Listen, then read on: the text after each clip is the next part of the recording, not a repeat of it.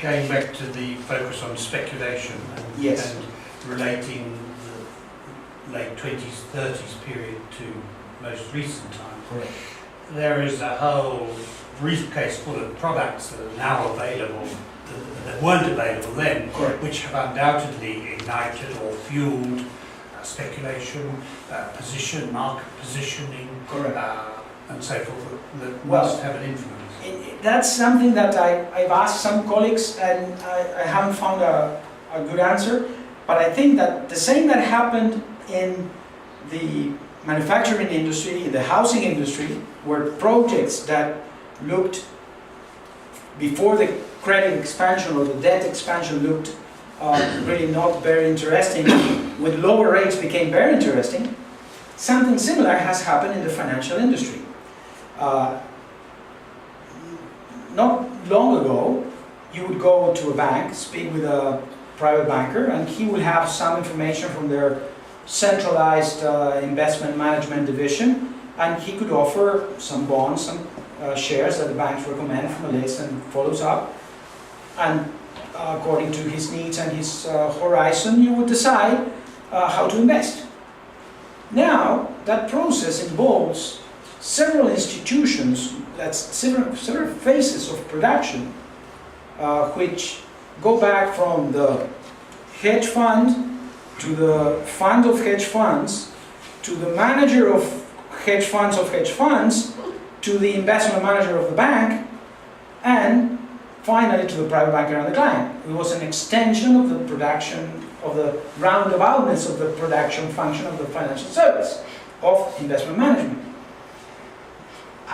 Fueled, in my view, by cheap credit, because it was easier for the person who wanted to start a hedge fund to get the credit to do it, and to get the credit to leverage their ideas. I think that's a really key point, because all of these booms and busts are leveraged by cheap credit, because people think that because there's more technology and more ways to speculate, but I'm a chartist, that's what I do for a living in stock trading, and if you look at the past bubbles from the tulips to the 29, the charts look exactly the same. Correct. It's just that maybe you have these more modern It explodes techniques. in different places. Yeah, exactly, but it's basically like you have to have a tool, right, to create the credit, Correct. and then all this other stuff is used to speculate, you know?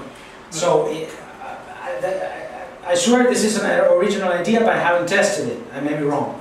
I'm glad that you tentatively agreed. You know, you say that there has been sufficient regulations in the system. Yeah. I totally disagree with you. You know, Greenspan was warned about what the banks were doing with these subprime mortgages. Yes. He was the one, along with Clinton, who pushed for the deregulation and the credit swap defaults. Yes. Right? The SEC knew about what Madoff was doing a long, long time ago. Correct. There has been no real but he doesn't mention the Greenspan put. of the system. He hasn't mentioned.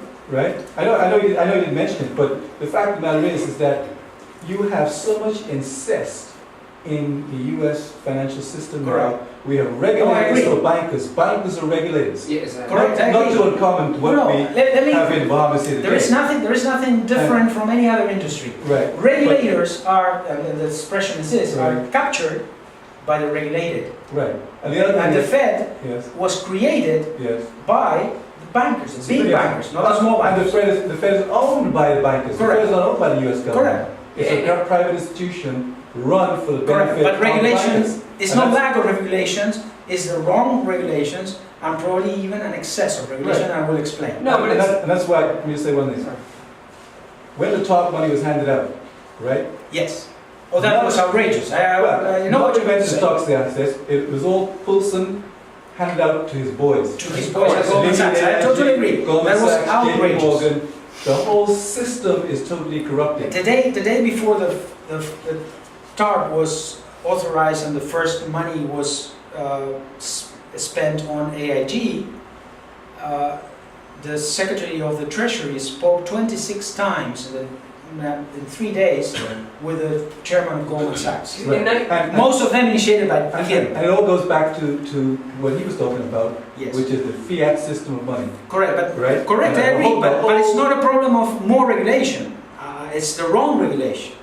and I will explain. Like in '98, I'll just quickly, like, there was a big hedge fund called LTCM. LTCM, long-term And they capital. bailed them out. That was the worst thing they could have done. You would have had a bad recession then Uh-huh. if they would have let it go under, but it would have told actually Lehman, all these guys would still exist right now. Correct. Because it would have told them if we F up, we're going under. Exactly. But then And that's the Greenspan that's what I put. refer to, you know? the Greenspan put. Yeah.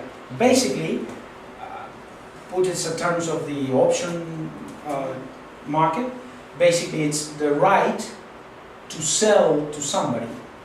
Okay, you buy a put and you have the right to sell to the issuer of that option the quantity and the specific commodity or whatever. You put That- the asset. Correct, that is mentioned in the contract. There was an implicit contract by the Federal Reserve that if you are in trouble, like long-term capital management or Goldman Sachs, which basically says if you don't save AIG, I'm done. If you're in trouble, come to the Fed, we'll save you. And by the way, Lehman didn't help LTCM. Yeah. Well, perhaps that's why. Yeah, well, I think that has something to do with it. Yeah. So that is what I term moral hazard, which is a regulation that generates bad behavior.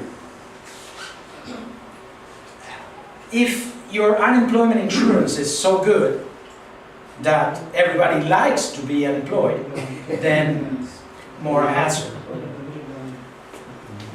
If you have a regulation that generates bad behavior by the banks, engaging in risks that they wouldn't otherwise engage, because they know that if they are big enough, they will be saved, then that's moral hazard.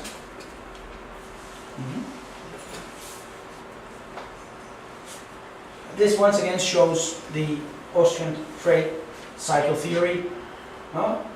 Starts with the monetary expansion, artificial reduction of interest rates, credit expansion by the banks, malinvestments, as they call them, recession and unemployment.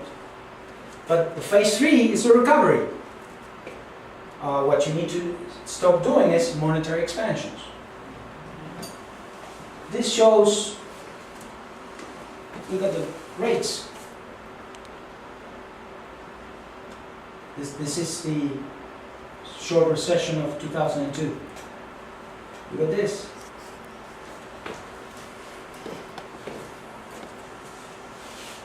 Look at the money supply from 1960 to 2010.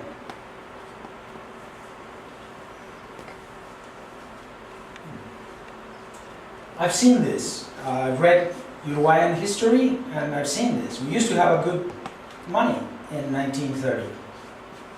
First, inflation starts eating people's income and savings little by little. Then it accelerates and people start fleeing the currency if they can to goods, housing. They start investing in there. But normally politicians react and start regulating that.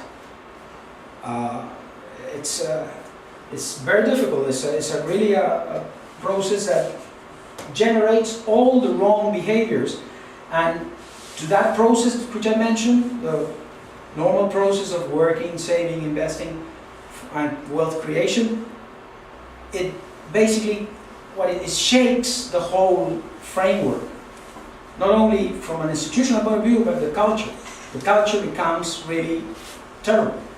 In a context where the contract you have signed with your employer next year is totally irrelevant because the units in which you sign have changed by arbitrary decisions of the central bank.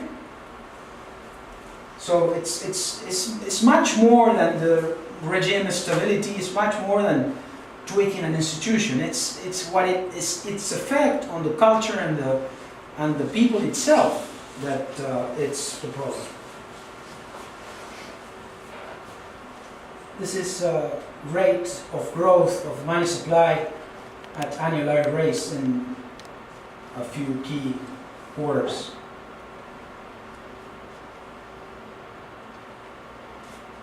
Well, the key thing from my point of view and from the Austrian point of view is the institution called money, and that's